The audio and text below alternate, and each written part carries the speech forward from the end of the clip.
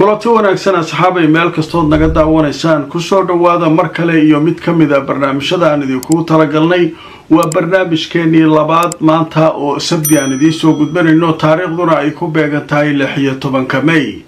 wararkii soo dhacay intaynu kala maqnayn ayaynu barnaamijka ku soo qaadanaynaa waxaynu ku bilaabaynaa Yurub oo la sheegay inay wada hadallo la furtay Iiraan wada hadalladaas waxay ku saabsan yihiin maraakiib la sheegay Yurub inay kaga xaniban tahay marinbiyoodka Hormuz in loo sii daayo haddaba warar kala duwan ayay dadka wax falanqaynaya arrinka ka yiraahdeen horta waxay yiraahdeen nimanka Iiraaniyiinta ah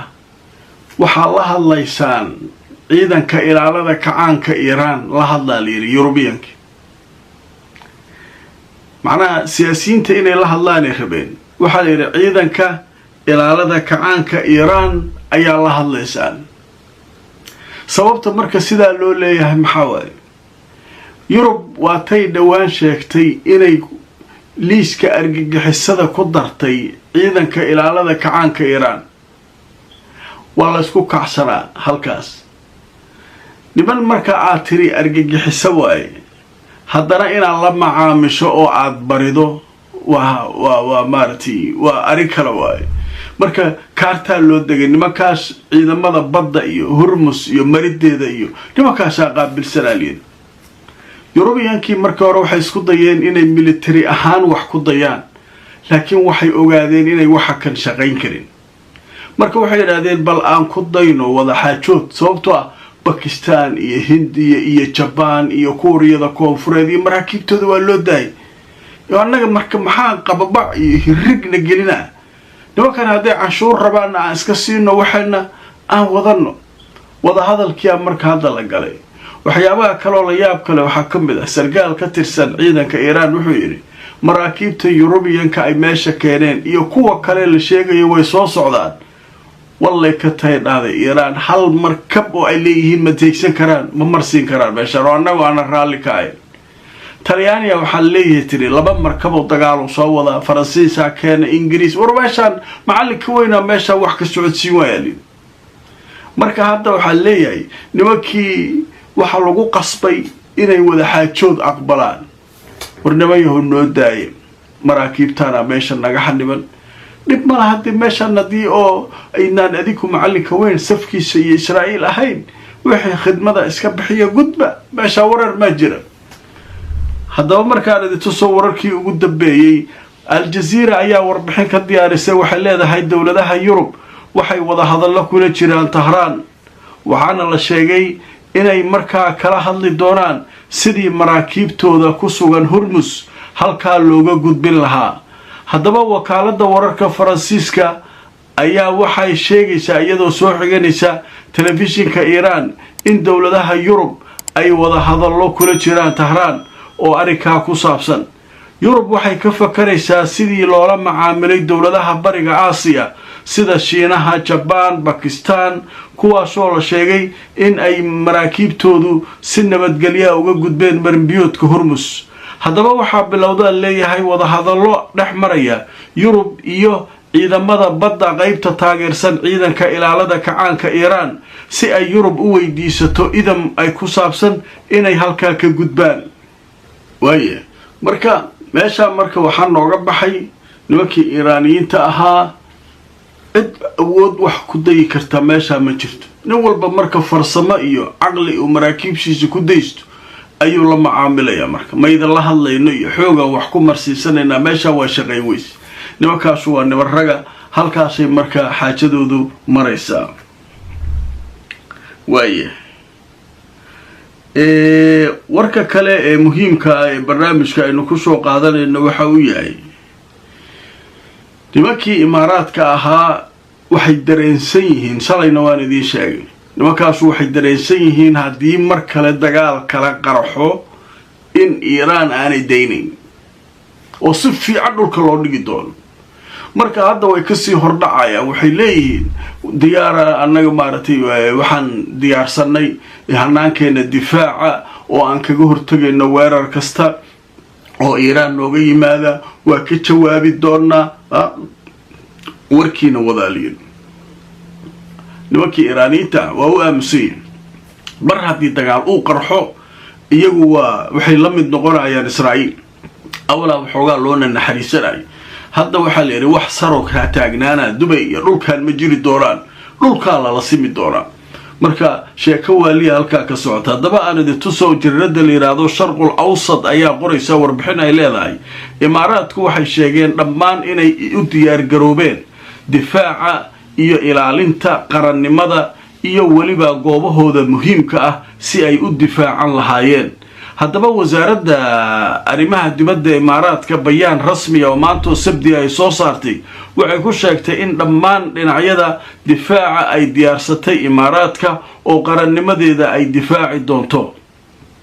waxay sidoo kale difaaci doontaa kaabayaasheeda dhaqaalaha jarirada la yidhaahdo wall street journal ee kasoo baxda maraykanka ayaa dhowaan qortay warbixin ay leedahay in imaaraadka uu howlgallo militari ka fuliyey iiraan oo la ogaaday xilligii dagaalka uu socday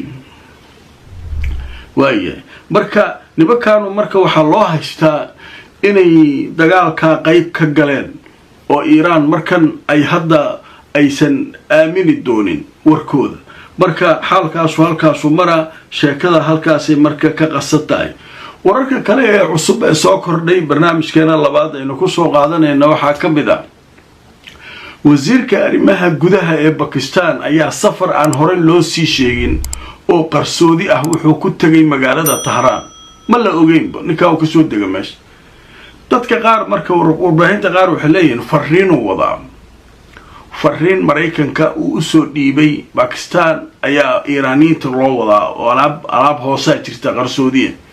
dadka qaar waxay leeyihiin arrimo kale oo muhiima oo dhanka xuduudda iyo arrimaha ku saabsan ayuu u yimid marka wararka weli si rasmiya uma soo bixin laakiin waxay u badantaa la leeyahay fariin degdega oo maraykanka uu soo diray wadaxaajoodiyada ku saabsan in markaa uu soo qaaday haddaba markaan idin tuso wararkii ugu dambeeyey al-jazeera waxay leedahay booqasho aan horey loo sii sheegin ayuu wasiirka arrimaha gudaha ee bakistan ku tegay magaalada tahraan wakaaladda wararka ee iiraan ayaa sheegtay in booqashadan oo aan horey loo sii ogeyn wasiirka arrimaha gudaha ee bakistan uu ku tegay halkaa isagoo mas-uuliyiinta iiraan wadahadallo degdeg ah la galay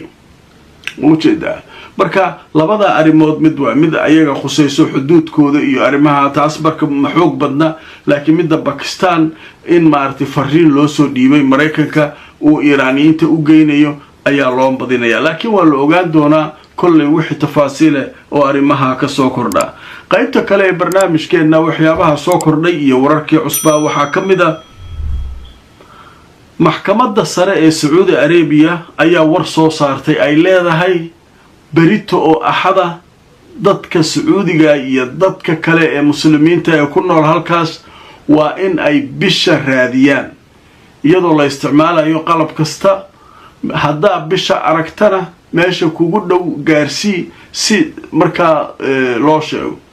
marka berito waa 29 dulqacda habeen dambe 30 ayaa soo galaya bishiyaa la raadinayaa haddii la waayo 30kaa la dhammaystiri doonaa dulqacda haddii bisha la arkana waxay noqon doontaa maaragtay isniinta maalinka ugu horeeya dulxija marka ilaa hadda weli maalin rasmiya oo lagu dhawaaqi karo ma jirto oo fiirsada dadaa degdegaya 26 waxaas wax ka jira ma jiraan maxkamadda sacuudiga warkaasee soo saartay beri oo axada ayaa bisha la raadinaya haddii bisha la arko isniintay kow noqonaysaa isniinta markay kow noqoto ilaa isniinteeda kale waa 8 talaadada kale waa 9 markaasay carafo markaasay noqon laakiin hadda lama sheegi karo ilaa bisho ay ka dhalato carafada iyo ciidaba lama sheegi karo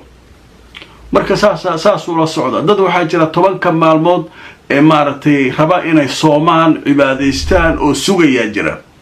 10 maalmood ee bishan dulxija ugu horeeya oo ilaahay uu ku dhaartay oo fadliga badan taasna laftirkeeda waan iskaga dardaarmaynaa qof kastoo soomi kara cibaadaysan kara quraan akhriska badin kara in markaa 10 laakiin goormay bilaabanaysaa lama oga marka habeen dambe la raadinayaa bisha habeen dambe markii la soo helo isniintay kow tahay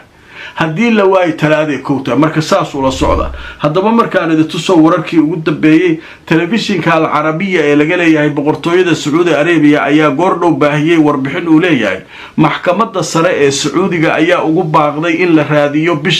bilashada bisha dhulxija galabnimada axadda. marka maalinta axadda berito ayaa la raadinaa bisha, marka wixii markaa ka soo kordha waa arki doonaa. qadar xayeysiisha kadib wixii akhbaaraad iyo macluumaada soo kordhay ayaynu barnaamijka ku faaqidi doonaa intii aanu ku jirna. kulanti wanaagsan akhyaaray meel kastoo aad naga daawanaysaan kusoo dhawaada mar kale qaybihii ugu dambeeyey barnaamijkeena labaad maantoo sabti ah. haddaba qaybtan waxaynu kusoo qaadanaa alaaba wixii akhbaaraad ah ee soo kordhay ayaynu barnaamijka ku faahfaahinayna.